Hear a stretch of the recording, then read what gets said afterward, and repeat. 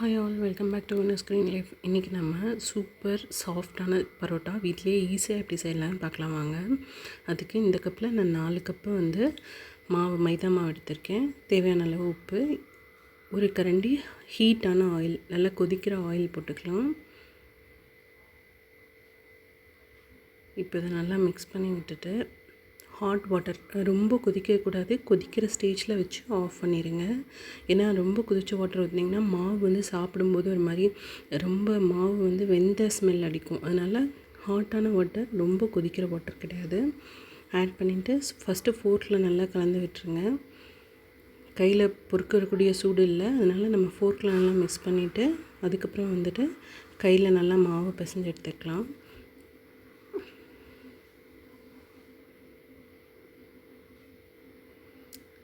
இந்த பரோட்டா நம்ம ஹோட்டலில் சாப்பிட்ற டேஸ்ட்டே இருக்கும், ரொம்ப சாஃப்டாக இருக்கும். நீங்கள் செஞ்சு பாருங்கள். இப்போ மாவு நான் கையில் திரட்டி எடுத்துட்டேன்.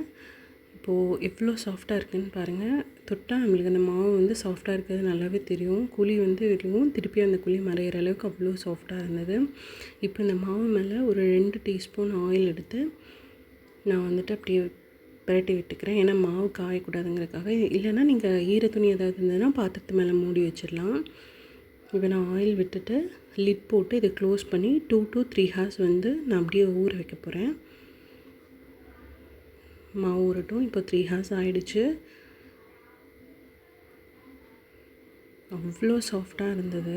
எடுத்து திருப்பி ஒரு நல்லா பிணைஞ்சிட்டு அதுக்கப்புறம் நம்ம மாவு சப்பாத்திக்கு உருண்டை பிடிக்கிற மாதிரியே பிடிச்சி எடுத்துக்கலாம். அப்போ பிடிக்கும்போது என்ன பண்ணுறீங்கன்னா, மாவு இந்த மாதிரி உள்வாக்காக சைடில் இருக்கிறதெல்லாம் உள்ளே தள்ளி தள்ளி தள்ளி ரவுண்ட் பண்ணிக்கோங்க. அப்போ விரிசல் இல்லாமல் இருக்கும். பரோட்டாவும் சூப்பராக நம்மளால் பண்ண முடியும். இப்போது போர்டில் ஆயில் லைட்டாக விட்டுட்டு நம்ம பிடிச்சி வச்சுருக்கிற அந்த மைதா மாவு உருண்டை எடுத்து போர்டில் நல்லா கையால் ஃபஸ்ட்டு தட்டிக்கலாம். எந்த அளவுக்கு தட்ட முடியுமோ அந்த அளவுக்கு தட்டிட்டு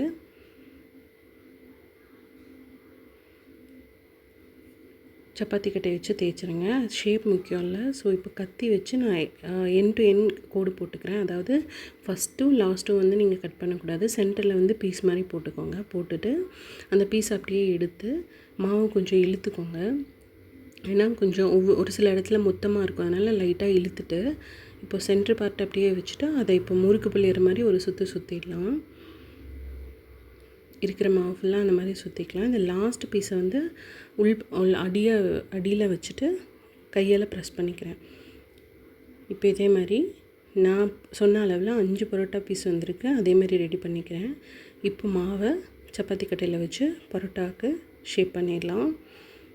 சப்பாத்தி தேய்க்கிற மாதிரியே தேய்ச்சிக்கோங்க. ஸோ ரொம்ப சாஃப்டாக இருக்குது, என்னால் தேய்க்கவே முடியல அந்தளவுக்கு. நீங்கள் அழுத்தி கையெல்லாம் வச்சு அழுத்தி பிசையணுங்கிற அவசியமே இல்லை.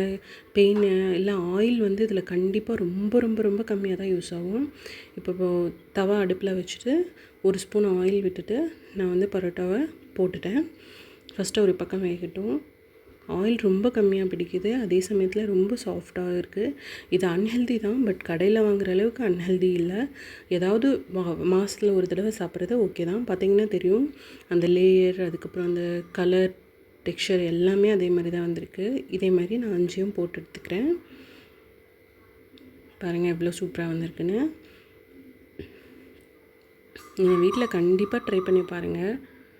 இப்போ கையில் ஆயில் விட்டுட்டு கடையில் இந்த பரோட்டா தட்டுவாங்க இல்லைங்களா, அந்த மாதிரி நம்ம தட்டி எடுத்துக்கலாம்.